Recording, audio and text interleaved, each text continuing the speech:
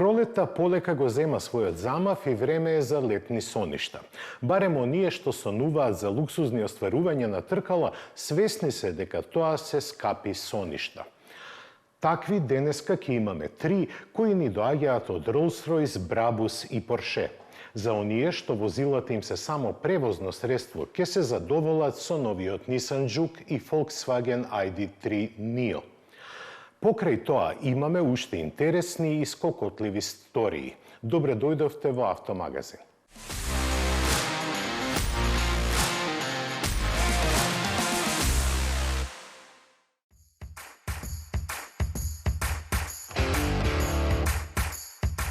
За да ослободи капацитети за производство на роботи, Тесла ги испраќа во пензија модел S и X. Достојно со посебни серии со назив Signature Edition, ограничени на вкупно 350 примероци, 100 за кросоверот и 250 за седанот. Базирани на најсилните Plaid изведби, ќе може да се купат исклучиво со покана по цена која достигнува високи $160,000.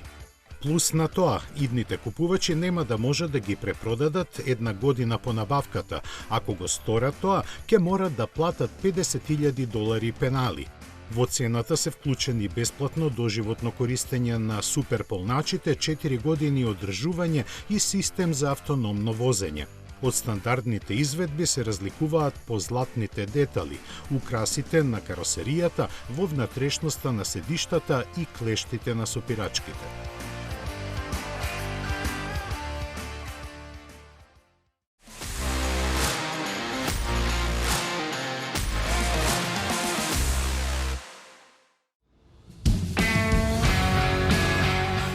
Судските спорови не се ништо невообичаено во бизнисот. Се тужи за се и се што, за крадење технологија и копирање на дизајнот и друго. Сепак примерот што доаѓа од Велика Британија е некаде на граница меѓу лудилото и бизарното. Имено, Астон Мартин поднесе тужба против Гили заради тоа што логото на компанијата што ги произведува познатите лондонски такси возила има крилја премногу слични на нивните. И ова не би било воопшто чудно, Гили да не е собственик на 17% од акциите на Астон Мартин. Затоа останува нејасно кои се вистинските мотиви за оваа приказна, бидејќи никој нормален сигурно нема да ги помеша возилата од овие две марки. Уште почудно во оваа приказна е што Астон Мартин веќе еднаш пред 4 години поднесе тужба против LVC, која ја загуби и мораше на Гили да му исплати 2200 фунти за судски трошоци. Некако сосема случајно веднаш потоа кинескиот конгломерат со 234 милиони фунти стана трет по големина акционер на компанијата.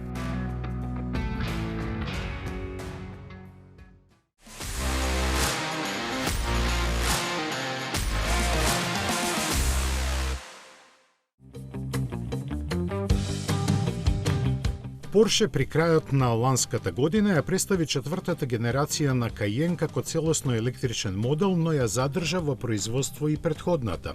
Иако стара, таа сепак е избор на солиден број купувачи на кои звукот на V6 и V8 моторите им е поважен од бенефициите на електриката. Затоа и уште тогаш започнаа да се шират гласини дека Porsche нема целосно да се откаже од бензинскиот Cayenne, кои сега започнаа да се конкретизираат. Имено, нова еволуција на овој модел веќе е испланирана за 2028-та и тоа како длабоко унапредена верзија на постоечката генерација представена уште во 2017-та. Тој секако би имал модернизиран изглед, напредни технологии и осовремени мотори кои заради задоволување на еколошките норми ќе бидат посериозно хибридизирани. Иако помалку веројатна, постои можност идните бензински модели на Cayenne да ја користат платформата на новиот Q7, чија трета генерација се очекува наскоро.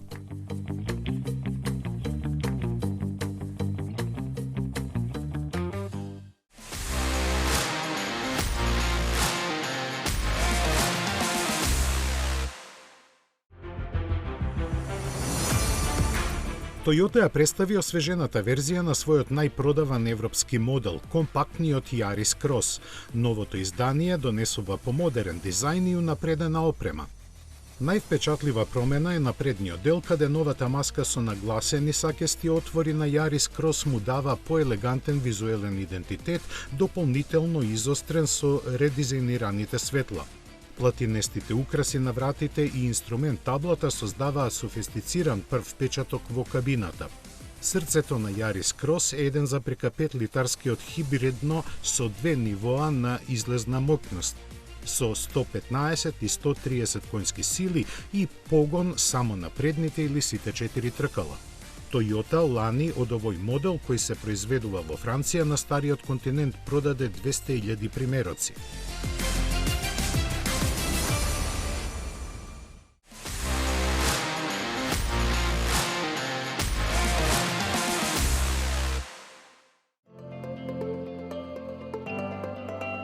Stellantis продолжува со своите активности за долгорочна финансиска стабилност, повторно со помош на кинезите, некогашните партнери на PSA групата Dongfeng. Според информациите, двете компании ги разгледуваат можностите и преговараат за заедничко производство на возила во Европа и проширување на соработката во Кина. Представниците на Dongfeng веќе ги посетиле локациите на Stellantis во Германија и Италија, кои не се доволно искористени. Наводно во игра биле неколку опции: купување или пак изнајмување на производствените капацитети и кинеско инвестирање во нив. Истовремено се дознава и дека слични разговори биле иницирани и со Xiaomi и Xpeng. Сепак јасно е дека сето ова се одвива за затворени врати далеко од јавноста, која за евентуалните резултати ќе дознае откако ќе биде постигнат некаков договор. Dongfeng е компанија во државна кинеска сопственост, која покрај моделите на Peugeot и Citroen за домашниот пазар произведува возила на Nissan, Renault и Honda.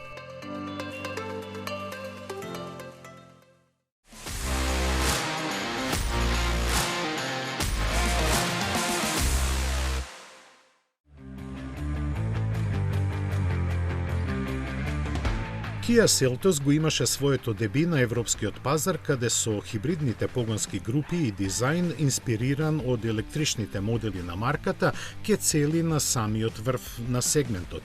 Втората генерација на овој кросовер, долг 4,4 метри, ке настапува со мисија да го наследи XC, кои заедно со Niro повеќе не можеа да го пополнуваат пазарниот простор меѓу Stonic и Sportage.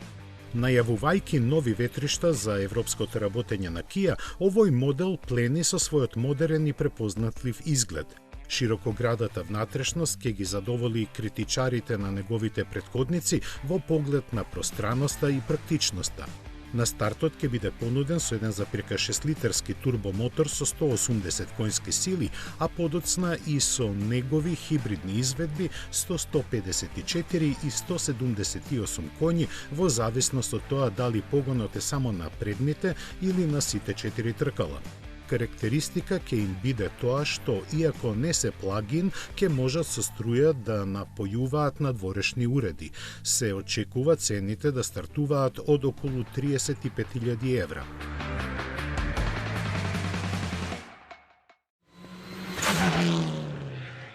Петнаесет години вие одбирате, ние купуваме за 24 часа. 15 години над 10.000 клиенти.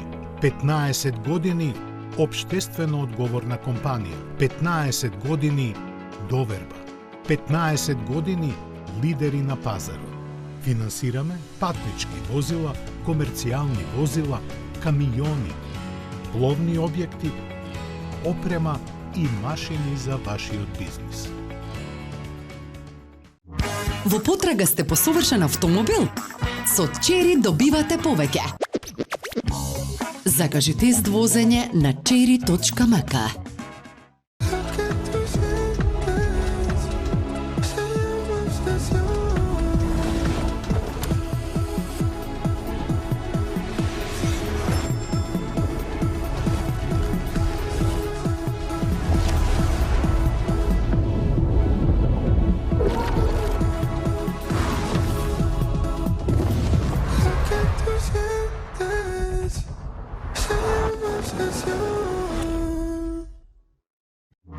Во потрага сте по совршен автомобил? Со Чери добивате повеќе. Закажи тест возење на cherry.mk.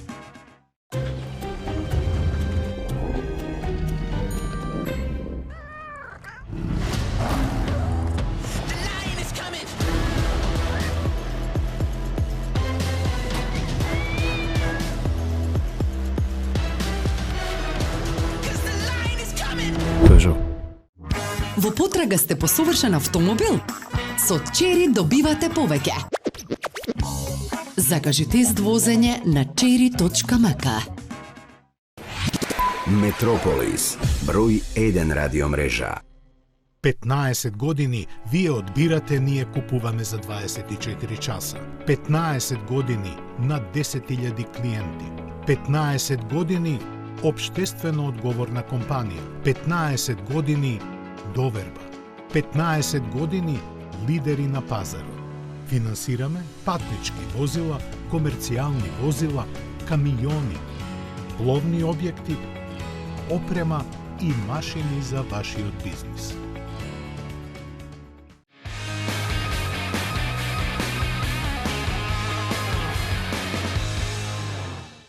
Во 2019 година Volkswagen го лансираше компактниот ID3, својот прв целосно електричен автомобил. После 6 години и околу 628.000 произведени единици доаѓа неговиот наследник ID3 Neo, која задржува својата основна форма.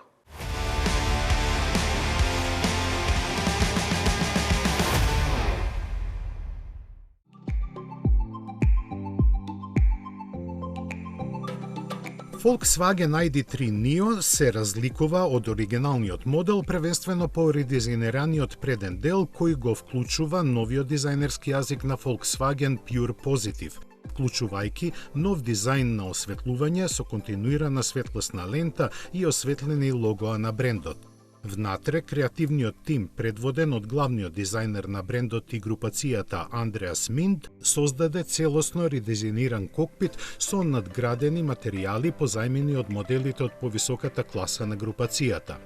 ID3 Neo има нови контроли, вклучувајќи копчења за најчесто користени поставки. Воланот е исто така фундаментално редизајниран и сега има сплескан горен и долен рап со јасно дефинирани копчења. Новиот инфозабавен систем, наречен InnoVision од Volkswagen, е поделен на екран од 10,25 инчи и централен монитор од 12,9 инчи кои ветуваат лесно и интуитивно работење. Погонскиот склоп на компактниот модел е ново развиен и сега се одликува со зголемен вртежен момент и поголема економичност во споредба со претходните мотори. При лансирањето, ID3 ќе биде достапен во нивоата на опременост Trend, Life и Style. Достапни се 3 нивоа на моќност.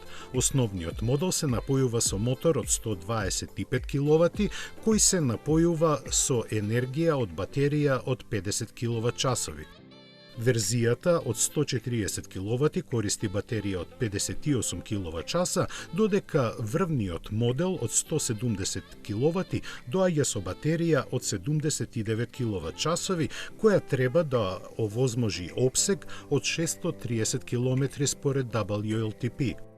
Двете помали батерии може да се полнат со максимум од 105 киловати, а верзијата од 79 киловат-часа може да се полни до 183 киловати. Volkswagen ветува бројки за потрошувачка на енергија помеѓу 13,9 и 15,7 киловат-часа на 100 километри. ID3 Neo се лансира со целосен пакет системи за помош на возачот. Новите карактеристики вклучуваат подобрена помош за патување со опционално препознавање на семафор. Опремата може дополнително да се прошири со бројни опции, вклучувајќи дисплеи со зголемена реалност, голем панорамски покрив, аудио систем Harman Kardon и предни седишта со функции за масажа и меморија.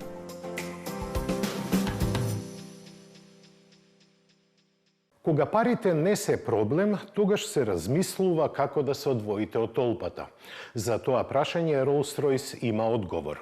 Од екстравагантниот двосет Nightingale планира да направи само 100 примероци, а цената е поголема од едно автомобилско дилерство. Верували или не, таа започнува од 7 милиони фунти. Да не остане покус, и Brabus покажа модел кој е поскап од 1,3 милиони евра, но не е ниту автомобил, ниту теренец. Може би ќе насетите за што станува збор ако го чуете неговото име. Тоа е Big Boy.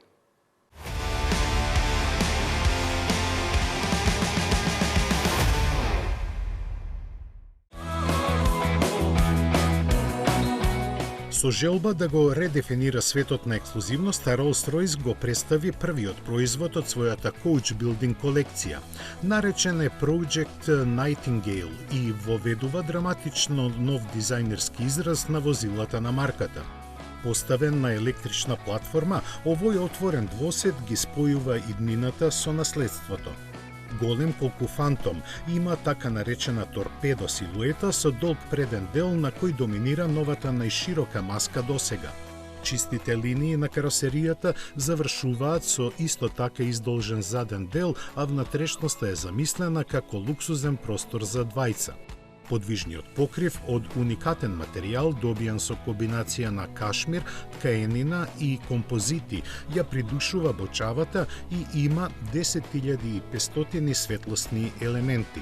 Техничките податоци не се објавени, но е потврдено дека се работи за унапреден електричен погон од Spectre кој располага со побрзо полнење и поголема автономија.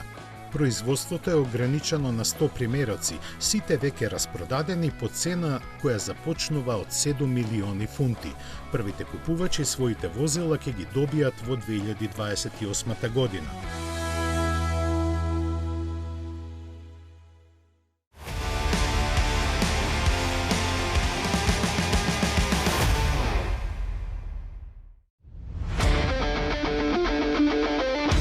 И ова што го гледате навистина е Brabus, наменет за авантуристите кои екстраваганцијата не ги плаши. Основата се разбира е Мерцедес, има 530 конски сили, но максималната брзина му е само 90 км на час заради тежината од 22,5 тони. 12,8 литарскиот мотор не може да постигне повеќе. Затоа пак располага со сиот луксус што може да се смести на камионска шасија долга 12 метри. Специјалната конструкција на растегнување овозможува да се добијат 4 простории со вкупно 30 квадратни метри простор за престој во кој има се 2 43-инчни 4K телевизори, PlayStation конзола, Starlink сателитски интернет и комплетно уредена кујна со посебен простор за вино. Енергетскиот систем вклучува 8 соларни панели, генератор и батериска единица за складирање струја, со што е обезбедена независност од електричната мрежа и непречено функционирање на климатизацијата и греењето во тек на целата година. Цената е поставена на безмалку 1,3 милиони евра без давачки.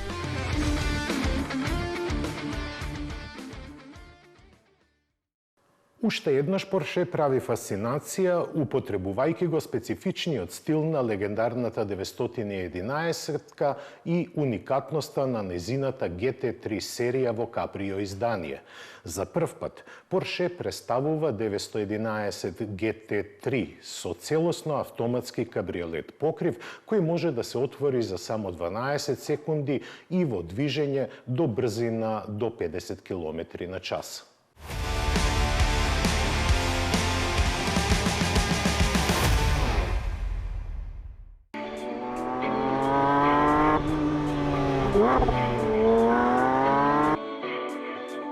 Покрај магијата на традиционалниот кабрио рецепт, 911 GT3 SC е единствениот од линијата GT3 што се испорачува со мануелен 6-степен менувач. Тој работи во спрега со 4-литарскиот 6-цилиндричен мотор на GT3 и испорачува 510 конски сили. Ја катапултира каросеријата до стотка за само 3,9 секунди и ја погонува до максималните 313 км на час.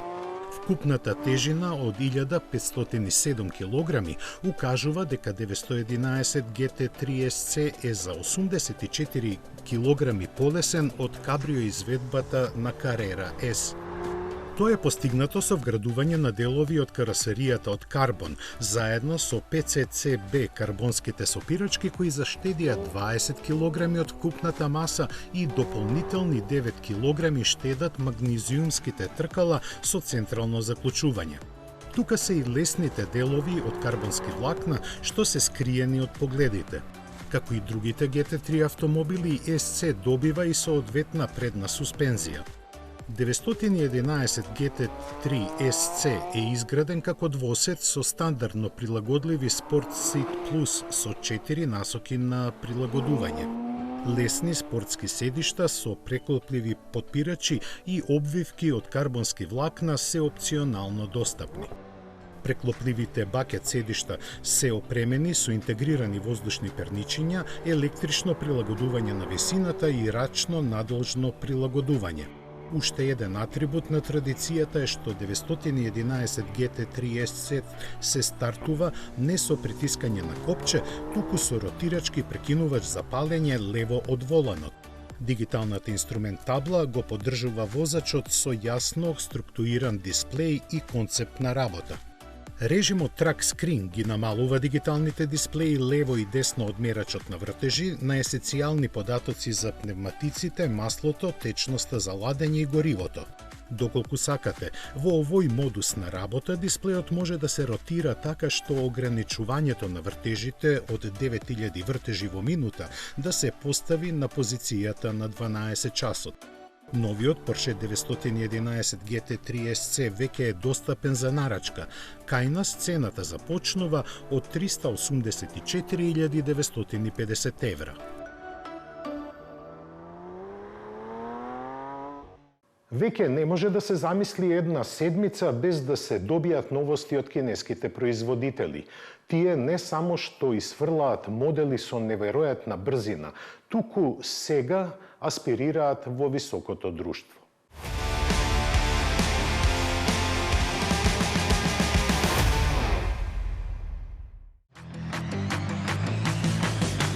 Кинескиот Xpeng се посериозно гази. Првиот од трите најавени нови модели годинава веќе е представен. Станува збор за раскошен теренец со ознака GX кој може да се добие како чисто електричен или со продолжена автономија. Заснован на платформата со 800 волтна архитектура, има каросерија долга 5,27 метри, доволна во неа да се сместат 3 реда со по 2 седишта. Наликувајќи на Range Rover, но без директно копирање на линиите, неговите стилски детали вклучуваат вертикални светла сместени во браникот и широки светлички ленти напред и назад. Управувањето е на сите 4 тркала, а ослонувањето воздушно и адаптибилно. Опремен е со автономни технологии од ниво 4, а како статусен символ амблемот му е позлатен со 24 каратно злато. Двата електромотора, кај електричната верзија, заедно развиваат 577 коњски сили, а батериите се доволни за 750 км. Планиран е и модел со еден електромотор на задната оска со 362 коњи и нешто помали батерии. Изведбата со продолжена автономија има 1,5 литарски бензински мотор од 150 коњски сили кој работи како генератор за струја и чисто електрична автономија од одлични 420 км. Цените не се објавени, ниту тоа дали треба да се очекува и во Европа, каде марката е присутна со неколку модели и има организирано производство во фабриката на Magna Steyr во Австрија.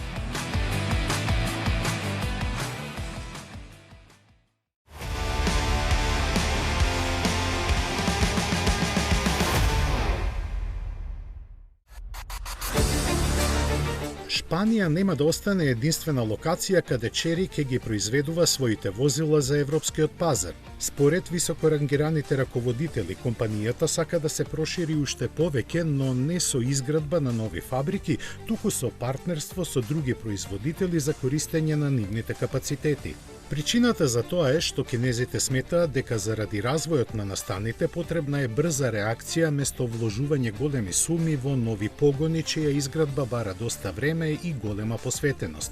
Затоа и пред се дава предност на барање локални партнери, исто како што се направи со поранешната фабрика на Nissan во Барселона, која сега е дел од шпанскиот индустријски конзорциум Ebro. Конкретни детали за тоа со кои се преговара не се откриени, но индиректно се споменува дека тие се од Франција. Според прогнозите, Chery до 2029 треба да произведува по 200.000 возила годишно во Шпанија, но таа бројка не е доволна да ги задоволи нивните пазарни амбиции за Европа. Chery лани произведе околу 2,8 милиони возила, од кои скоро половината отидоа за извоз.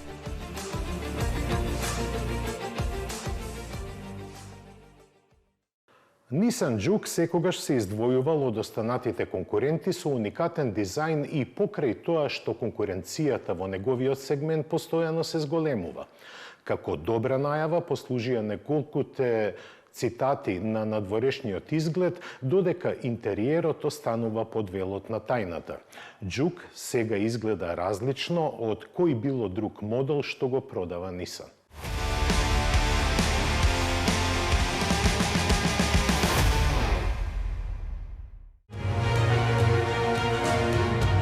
Во дизајнот доминираат остри линии, почнувајќи од предницата каде највпечатливи се големата затемнета маска и интригантните фарови.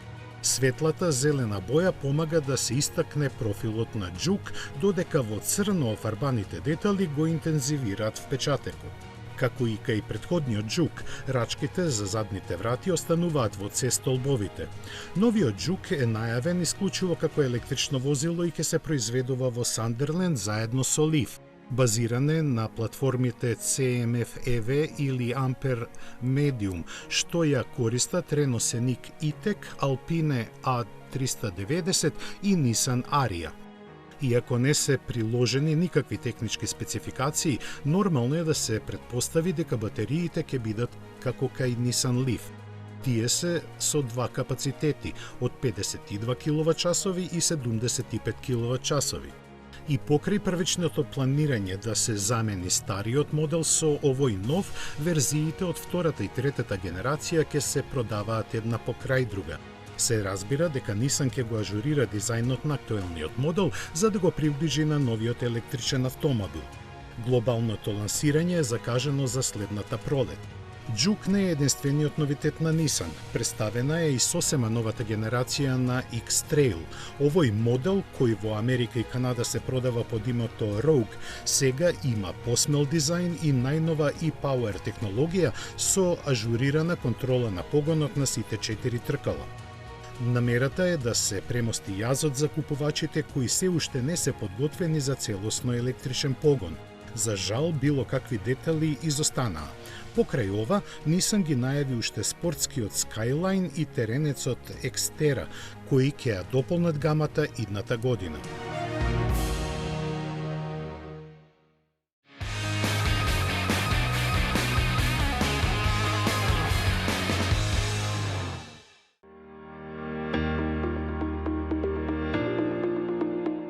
Volvo Trucks останува доследен на своите напори за декарбонизација на транспортот. Меѓу другото, нивната работа резултираше со нов електричен камион за долги релации.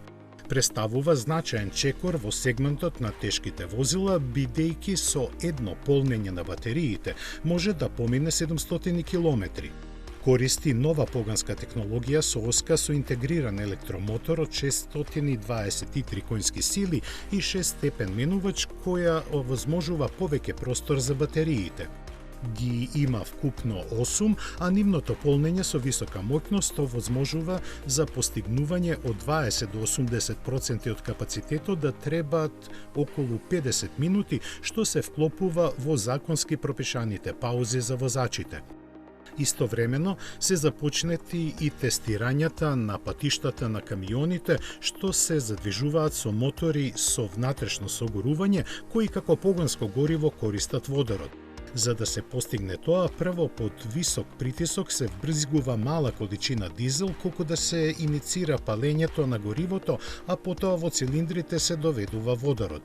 Оваа технологија всушност не е нова и Volvo ја користи кај своите камиони кои за погон користат природен газ.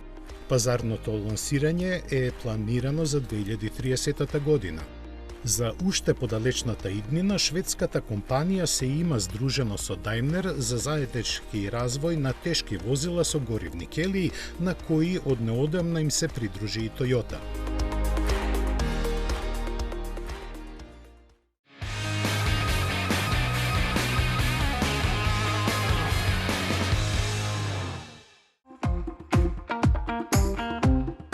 На почетокот од својата 100-годишна традиција, германската филијала на Ford долго време произведуваше возила конструирани во Америка или пак со дизајн под длабоко влијание на Детройт.